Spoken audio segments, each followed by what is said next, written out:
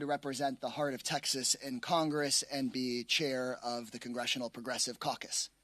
Today marks 100 days since Donald Trump took the oath of office surrounded by the richest men on earth. The most important story of Trump's 100 days is crystal clear. Trump, Musk, and the billionaire class are using the government to rip off working people every single day for 100 days. For 100 days, they have cut your services. For 100 days, they've raised your prices. For 100 days, they have fired veterans and stolen their salaries. For 100 days, Trump, Musk, and the billionaire class have gotten richer off of you while our country has gotten screwed. They're not even trying to hide it anymore. For his entire career, Trump has stolen from working people while claiming to be, quote, anti-establishment. But in the last 100 days, Trump has finally ripped that anti-establishment mask off, starting with the row of billionaires sitting right behind him at his inauguration and continuing every day since. Trump has created a government by and for the billionaires. And if anyone ever doubted that Trump and Musk and Bezos and the billionaires are all at one team, just look at what happened at Amazon today. Bezos immediately caved and walked back a plan to tell Americans how much Trump's tariffs are costing them. Bezos, who spent $40 million on Melania Trump's documentary, wants big tax cuts and sweetheart deals much more than he wants to represent the American people. The message to our communities and to people watching at home is crystal clear. These billionaires and Trump are on one team and stick together. And it is the responsibility of Democrats to bring people across the country together that are everybody else besides the billionaires. Today, Americans don't need a dictionary to know what oligarchy is. All they have to do is turn on the news. Musk cutting Social Security services and firing veterans to pay for bigger government contracts for himself. House Republicans pushing the biggest cuts to Medicaid in American history to pay for tax cuts for their billionaire donors. And Trump jacking up prices on working families by $4,000 a month in order to have corporations and billionaires come sit at his feet and pay him extortion money in order to get exceptions to his tariffs. I don't care what word we use for it. Democrats need to make confronting the billionaire takeover of our government our top priority. Now, I do see some hope amidst the darkness. 100 days ago, there were many Democrats who were grieving or unsure of where to go from here. 100 days ago, there was debate within our party about whether to play footsie with Elon Musk or go toe to toe with him. But today, the Democratic Party is shaping up. Millions of Americans have protested and marched and called and demanded that Republican politicians stop acting like puppets. And we know now that we cannot just be the anti-Trump party, but progressives especially are organizing Democrats to build a vision for America where the world actually gets better after this. This week, the Progressive Caucus has begun discussions about a policy agenda that will end the billionaire takeover of our government and make sure our government really works for working people. In the short term, before we take back the House, our priority is to stop the bleeding and stop the corruption. In markups this week, Republicans will be forced by our CPC members to confront again and again whether these Republican members of Congress want to act like representatives of their constituents or representatives of their billionaire donors. And together, alongside the entire Democratic caucus, I believe we can pressure just the 3 House Republicans we need to flip their votes, and we can save Medicaid as we know it. We can stop the billionaire takeover of our government. And in the coming month, we can remind the entire country that we can fire Elon Musk by May 30th, the day that he legally must exit his role at the White House. If we do these things, then I believe that 100 days from now, Democrats can say we have found our way out of the wilderness and back to our roots of fighting for all working people. And with that, we will pass it along to a number of our leaders in the Progressive Caucus to discuss all of the important issues that faced us the last 100 days and how we'll take them on over the next 100 days. So I'm handing over the podium to our Deputy Chair, Ilhan Omar. Thank you, Jair Kassar. We knew that the lies, the chaos, and the destruction were on its way when Trump got sworn in 100 days ago. And just in 3 months, we have seen the gutting of institutions, the shattering of norms, and the fundamental rights of so many people being trampled on. We have watched Trump tear through our government like a wrecking ball by destabilizing federal agencies, undermining the rule of law, and lashing out against anyone who dares to dissent. Trump said he would fight for workers. Instead, he handed the federal government over to a billionaire, Elon Musk, who fired tens of thousands of public servants whose only crime is doing their job. And what do we have to show for it?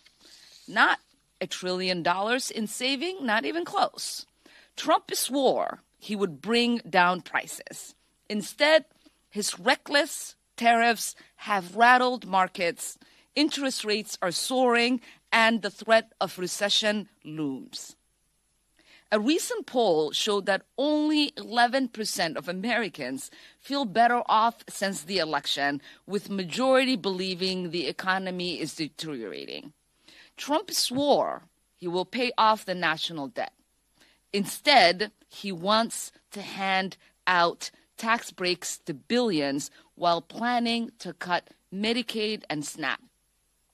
And here at home, we're seeing ICE has deported nearly 140,000 people, often with no due process or real hearings. In our streets, the crackdown has reached a terrifying new level. Students have been disappeared. Their only crime is daring to demand an end to a genocide. This is the behavior of a dictator. They are trying to turn our government into a weapon to punish enemies and reward friends. But I am here to tell you that this is not normal. Just last week, I spoke with students, small business owners, and seniors in my district. I listened to seniors and veterans who said, with tears in their eyes, that after a life of service, they are now afraid their Social Security checks will vanish into the pockets of billionaires. This fear is real, but so is our resolve. We will not allow billionaires to run our democracy like it is one of their business ventures to strip for parts. We fight because we believe in an America that is big enough, brave enough, and free enough for all of us. Donald Trump and his enablers want to create a country where power is hoarded by the few and the rest of us are criminalized by daring to exist. If they thought the first 100 days of chaos would break us, they were wrong. Because across this country, millions of us are standing up for our human rights and our democracy. Judges are fighting back to block these unconstitutional executive orders. Here in Congress, we are fighting back every single day. We are fighting to protect immigrant families from mass detention and deportation. We are fighting to prevent horrific cuts to Medicaid, SNAP, and Social Security. It won't be easy, but we must continue to organize, to speak out, and to build a future that reflects our highest ideals. Thank you, and I am proud to introduce Representative Pramila Chayapal, Chair Emerita of the Progressive Caucus. Thank you so much, Deputy Chair Omar. Thank you to our chairman, Greg Kassar, for leading us in this very, very important time. In the 100 days since taking office, Donald Trump, Elon Musk, and the Department of Greed and Ego have taken a literal chainsaw to our government.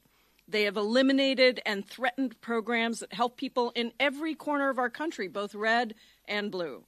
So I want to spend a few minutes just talking about health care and some of the promises that Trump made on the campaign trail. First of all, he said he was going to lower prescription drug costs.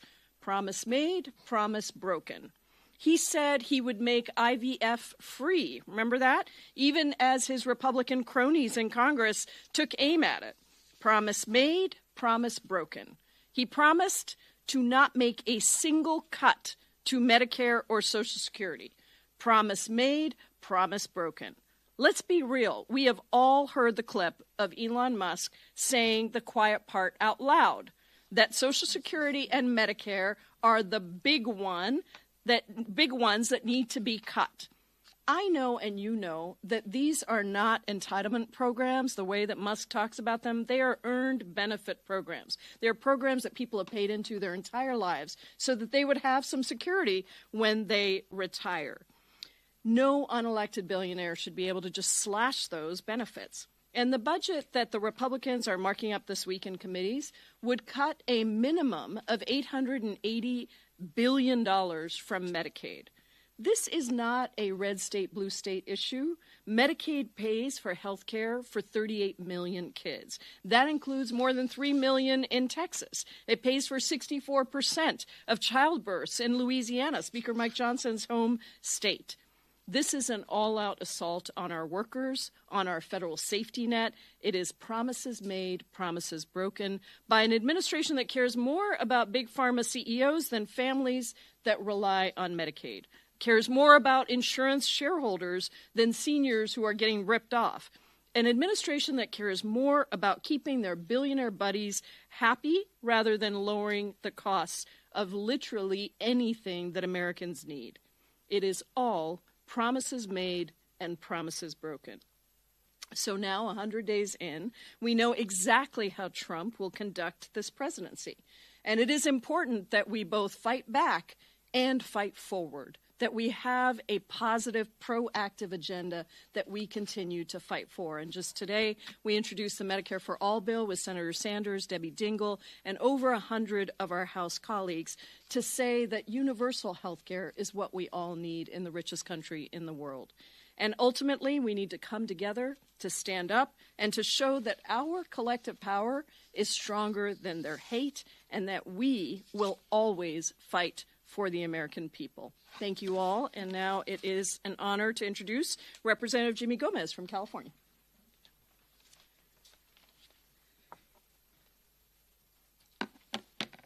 Thank you. It is quite impressive what Donald Trump has pulled off in 100 days. In 100 days, he has tanked the U.S. economy. He has isolated the United States from their traditional allies, and he has driven a lot of those traditional allies into the arms of China. In 100 days. Think about that. If there was ever going to be a movie written about this 100 days, it would be How to Destroy the World's Greatest Economy in 100 Days or Less, because that's exactly what he did. And this has all been because Donald Trump promised the golden era of America. He promised he would lower prices on day one. He made promise after promise after promise. But once the billionaire establishment has taken root, they have here in D.C., they have been trying to accomplish one thing: how to give tax breaks to the billionaires and the largest corporations in this country, and everything else be damned. So the economic plan that they had to raise all the billions, if not trillions of dollars was, one, cut the federal government as much as possible. That means eliminate the VA, eliminate SNAP, eliminate Medicaid, any program that's meant to help working people and families, they're trying to cut it. Then they're imposing tariffs, and their tariffs are a plan to, one, raise revenue, and two, they say it's going to bring manufacturing back to the United States. I want to be clear, we're not against all tariffs, we're against dumb tariffs, and these are dumb tariffs because they raise the prices on consumer goods and hurt small businesses unnecessarily. And that's exactly what this administration has done. This tariff agenda was also made up by Pete Navarro. Pete Navarro, who quoted himself, Ron Vera, as an expert to justify a tariff agenda that makes no economic sense. They also had a formula that tariff formula that every economist, conservative otherwise, planned that panned as it didn't make sense. So they were banking their whole economic agenda on a tariff proposal that hurts working families. We've seen prices increase. We've seen containers at the shipping ports get stalled or canceled altogether. So what you're seeing is just a complete devastation when it comes to the American economy. And if you really want to kind of dig deeper, ask a working man and woman. I'm the chair of the Dad's Caucus, but I also have a toddler who's 2 years and 7 months. And my son, all he's doing is growing, like other parents. Well, where do our shoes come from? This is just an easy example. 99% of all shoes purchased in the United States are made outside the United States. A child between the age of 1 and 5 will go through anywhere through 15 to 30 pairs of shoes. And that's going to cost the family anywhere. It's going to go from $300 to $800 in expenses just on shoes. But then you take into the fact that a stroller, a car seat, baby wipes, toys, all of it, comes from outside the country. So this is a tax on working people and making life a lot harder to get by. Food, produce, 40% of our produce comes from outside this country. So just go on and on and on. And the American family is struggling and carrying the burden of an economic strategy that doesn't make sense. It's not going to bring any jobs home, and it's actually going to make things more expensive. Additionally, it's going to cause small businesses to shut down. When people start tightening their belts, that means they're spending less. A small business owner has two choices: either raise the prices or cut back a little bit, cut back on hours, cut back on certain products, and go from there. And it's this downward spiral over and over and over again. So what do we have? A situation? We have economists warning that we're going to have a recession. Anywhere from 45 to 60% chance of having a recession in the next year.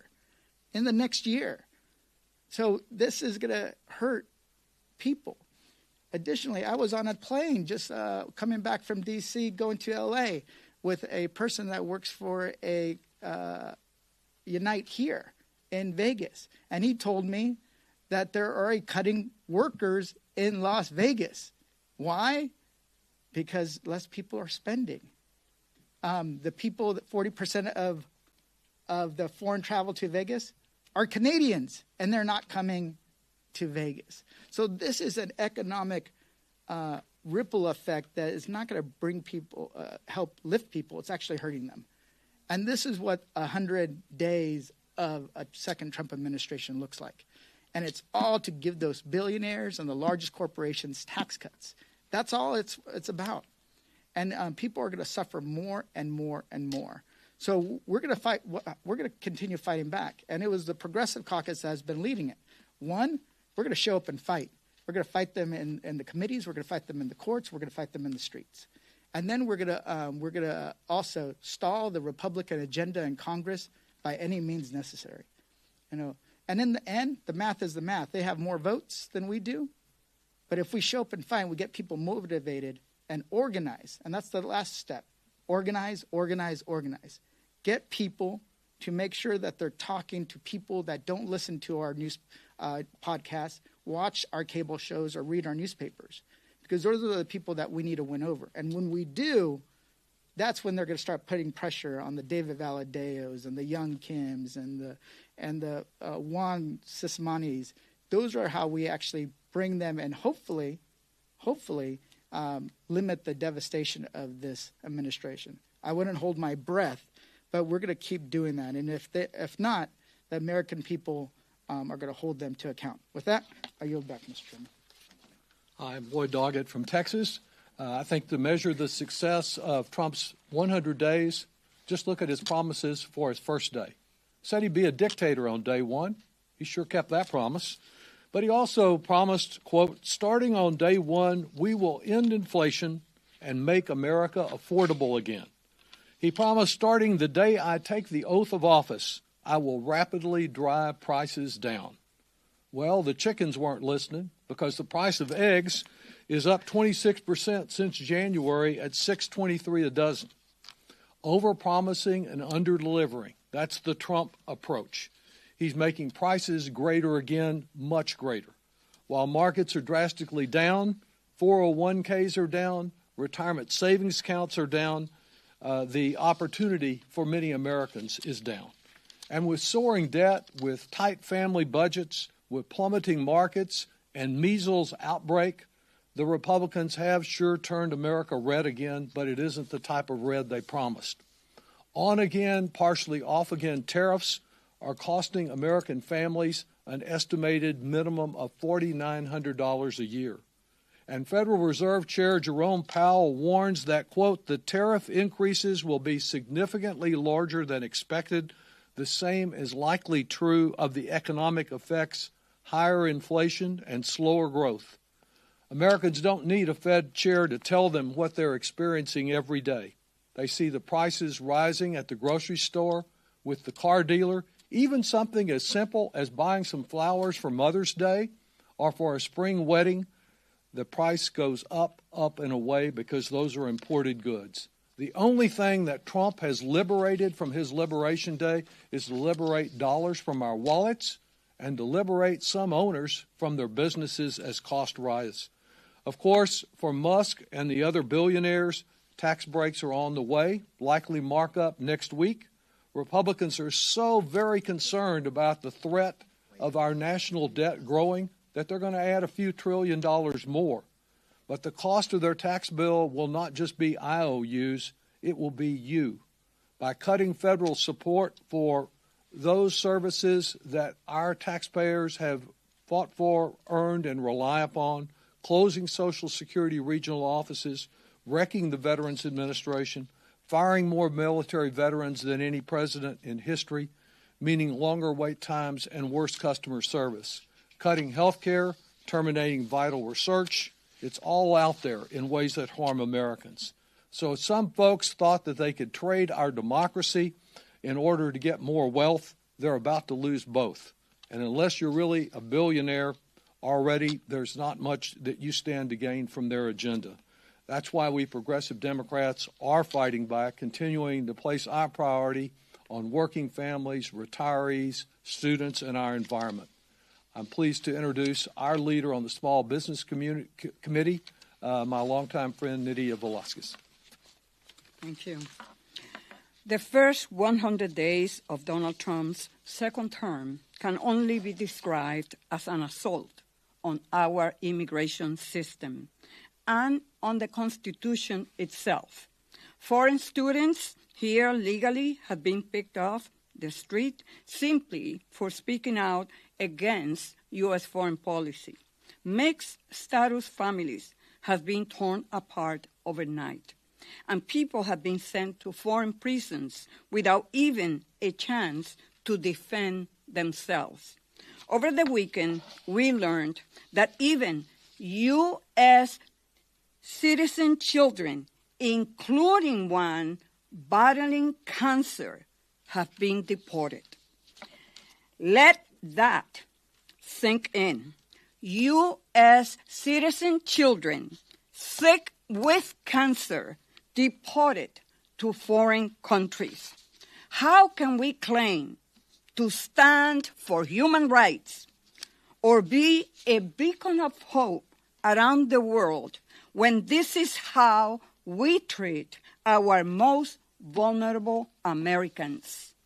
Each of these examples is tragic, but taken together, they amount to an assault on due process, which has always been the foundation of the American justice system.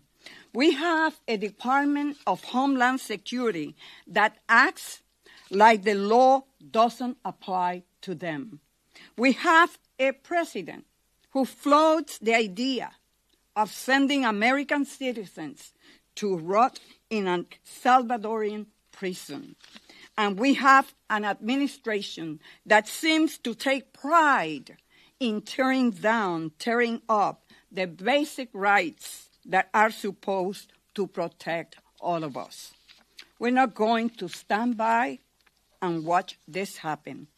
In 100 days, the Trump administration has launched an all-out assault on due process, and they are only getting bolder.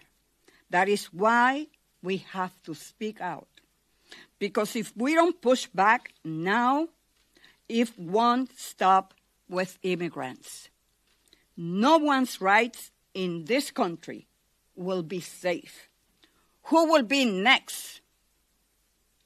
A reporter for doing his or her job about reporting about some assault or sharing an opinion on foreign policy? Who is next? We got to stop this by organizing and mobilizing. Thank you. Thank you, Ranking Member. All right. Well, good afternoon, everyone. I'm Melanie Stansbury, and I am deeply proud to represent New Mexico's 1st Congressional District and to serve in the role as the ranking member of the DOJ Subcommittee of Oversight and Accountability. But I'm here to say welcome to the first 100 days of Donald Trump's failed attempt to remake American society, which has been an absolute and total unmitigated disaster. And I'll build on what was said just a moment ago. Not only was this how to destroy the world's greatest economy in 100 days, I will say it was how to destroy the world's greatest democracy, its economy, and its world standing in 100 days, because that is exactly what Donald Trump has done over the last 3.5 months. Now, let's make something very clear. Donald Trump, Elon Musk, DOJ, these billionaires who are serving in the cabinet around him are not here to make American life better. They are here to steal from us. They are here to remake American society in their image, and they are here to take over our government and dismantle it from within.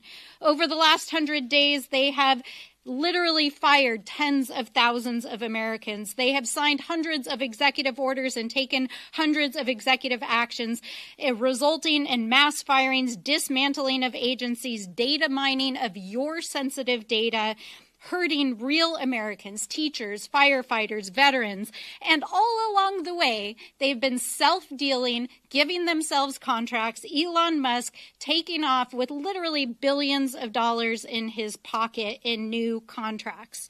Now, is it any question that any of this is historically unpopular with the American people? In fact, the polling as of this week shows that almost 2/3 of Americans believe that they are doing a terrible job, whether that's Elon Musk or DOJ or what Donald Trump is doing with the economy and his tariffs and immigration. The American people are speaking loud and clear. They do not want what Donald Trump is serving. So, I am here to join the American people in saying enough is enough, enough with the lies, enough with the secrecy, enough with the grift, fraud, waste, and abuse. Hands off our Social Security, hands off our veterans, hands off our communities, hands off our Medicaid, hands off the vital housing and food assistance programs that our communities depend on, and hands off our environment. We will not stand for this. As progressives, as the Progressive Caucus, we call on the American people to join us, to continue to speak up, speak out, keep marching, keep showing up, keep calling Republican offices, keep organizing, because we will take back our democracy, because we will make sure that our colleagues across the aisle stand up and are held accountable, and we will take back this House in the midterms and restore the sanity and democracy of this country. I yield back. So much. Amen. Thank you, Ranking Member. We're about to open it up to your questions, but I think what you heard from everyone in summary is, for the folks watching at home, your costs in these first 100 days of the Trump administration went up, and these guys got a sweet government contract. You might have lost your job. These guys got a cabinet position or a private dinner. And I think in these 100 days, the Progressive Caucus is organizing our members and folks across the country to make our party the pro-working people party and the party that's against these sorts of guys and what they're doing to folks. Looking forward to taking your questions. Go ahead. And if y'all can say your name and your outlet even when I know many of you, it's helpful. Have you had any luck with reaching across the aisle to some of those moderate Republicans and helping push back against the I would love to hear from folks. My couple of quick sentences on this, though, is I hear often from Republican quote-unquote moderates that they're concerned about what's going on when they're moderate elected officials, but they don't vote against these cuts to Medicaid.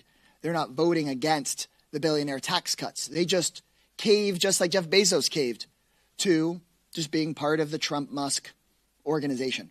And so I think Republican voters, when they hear about what Republican members of Congress are doing, are outraged. That's why I've done town halls in 3 different Republican districts, as have many of the other Progressive Caucus members. And in all 3 of those town halls in Republican districts, I've heard from conservatives and progressive constituents alike that they're opposed to robbing from our health care to give Zuckerberg and Bezos and Musk a tax break. And the question is whether these Republican members of Congress will start voting with their constituents or will just kind of continue to follow Trump and Musk wherever they lead them. Yeah. I would just add the first group of people in our country who were effectively intimidated by Trump were not immigrants or poor people. They were House Republicans. And they are scared to do what they need to do to represent their constituents, unwilling to join with us to stop the horrors that we see, but we won't stop reaching out to them. And I've had conversations being on Ways and Means with some of the moderates on the committee. And I said, before the tariffs, I said, this is going to devastate the economy. The stock market is going to crash. They would just kind of like, well, you got to wait, da-da-da. So they'll dance around it. They never admit it. And they know that to be true, right? I even saw one on Bloomberg talking about how tariffs were not great, but they're not going to vote against Trump at all. And even if you look at a lot of the deficit hawks, the people that, let's look at Schweikert. Their plan, their budget reconciliation is going to add trillions of dollars to the deficit and to the debt. And what is he going to do? He's going to vote aye. So people should go and ask them, hey, you've been campaigning and you've been talking about the debt for years, and you're going to go and vote for Donald Trump's plan? Because that's exactly what they're going to do. They're not going to buck Elon Musk and Donald Trump, not at all. I'll give you 4 concrete real-life examples.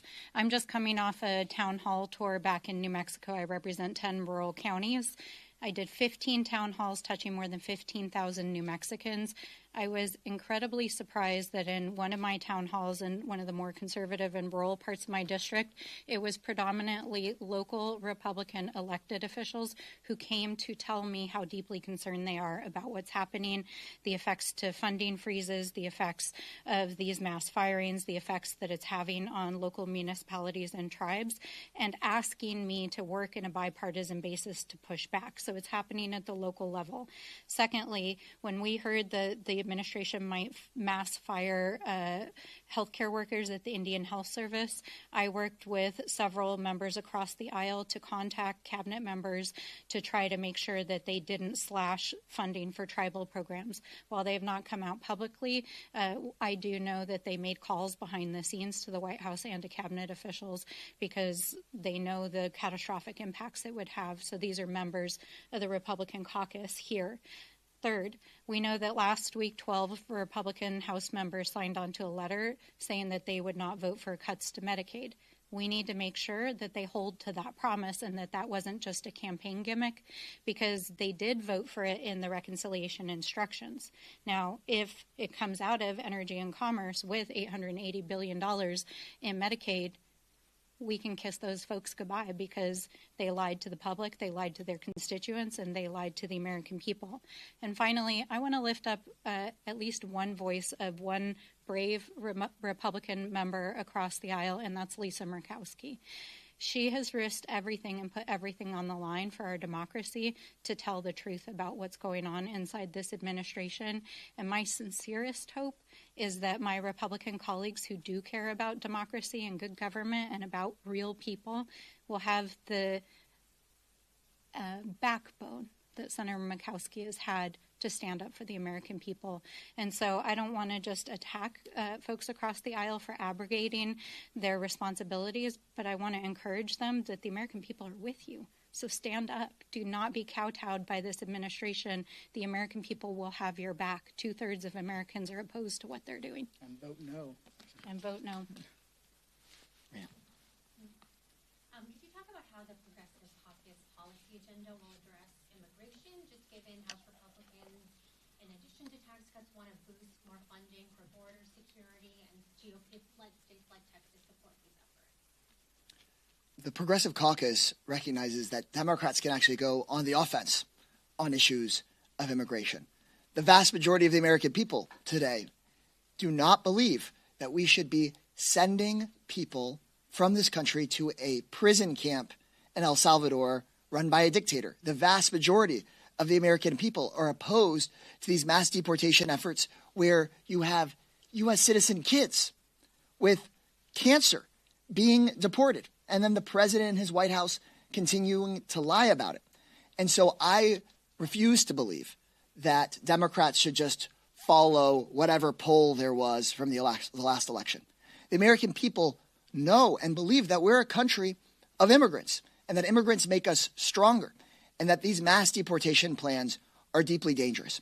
And so the Progressive Caucus is going to continue to advocate for us to actually have a humane and orderly and safe immigration system. What the Republican caucus has done and what Trump campaigned on was breaking our immigration system and then complaining about it being broken and then burning it down more. We can't keep being in the situation where the arsonists come and blame the firefighters for the flames. I think that if we win back the House and then are able to actually have rational people in the White House, it's on us to finally have a comprehensive reform of our immigration system where, yes, we have safety and order, but we also should have a real path for the folks that have been here for years in places like Texas and California and New Mexico to have some certainty and to have some humanity, because it is not just the rights of immigrants that are under a threat. When people like Donald Trump undermine the rights first of immigrants, next he starts to undermine the rights of legal permanent residents, next he's undermining the rights of U.S. citizens with immigrant parents, next he's coming for your rights, no matter who you are or where you come from.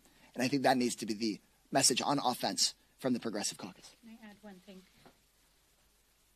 I want to also add that I want to call BS on the immigration deployment that Donald Trump is doing, because as a representative from a border state, I can tell you that our governor and our elected officials actually asked the Trump administration for support with the real issues that our state is dealing with the border, and that is namely fentanyl and the illicit trafficking of drugs and human trafficking that is, of course, dangerous to all individuals.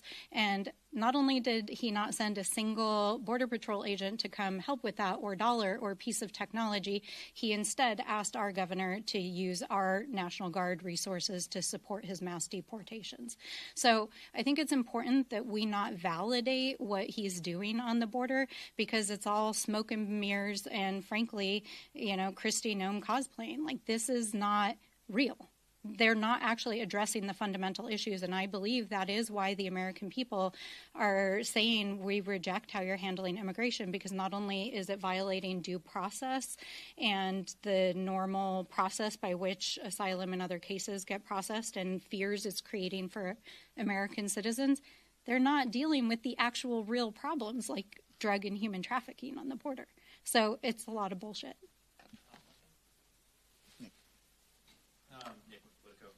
In light of all that has been discussed here, if you guys take the House back next year, should President Trump impeach? We'll deal with taking back the House. What I'll tell you is we all know that Donald Trump has broken the law constantly in his first term, repeatedly, and throughout these last 100 days, repeatedly broken the law. What we, I think, need to be committed to doing is hitting him where it hurts and making sure that instead of going and saying, okay, Jim Jordan, why don't you determine the witnesses and the evidence, instead for us to actually have the truth come out and make it very clear on our terms how it is that Trump is failing the American people by jacking up their costs, by firing veterans, by undermining due process, by threatening every single person's fundamental rights, by enriching these guys while having you pay for more and more.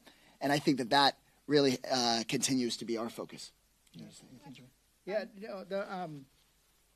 Also, we don't really know what everything he's done, right? There is a chill has swept over all aspects of American life, especially if you're in the departments. If you're in any federal department, how many of them are actually speaking up when they're seeing a wrongdoing, knowing that this administration will come after you? They'll not only fire you, they might even sick the Department of Justice on you if they consider what you're whistleblowing on illegitimate. Right? So we really don't know the legality of some of the things that they've done because people haven't necessarily stepped forward.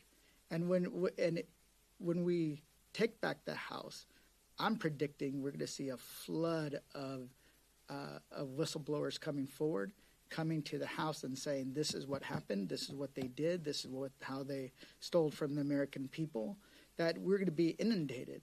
And we will have to make a determination of what course of action we take at that moment. But one of the things I want to stress is nobody should, no egg joke, no pun intended, but people shouldn't count their chickens before they're hatched. We still need to mobilize, energize, and educate the public to win them on our side. There's no guarantee we're going to win the House back. And if people are already thinking that, then we've already lost.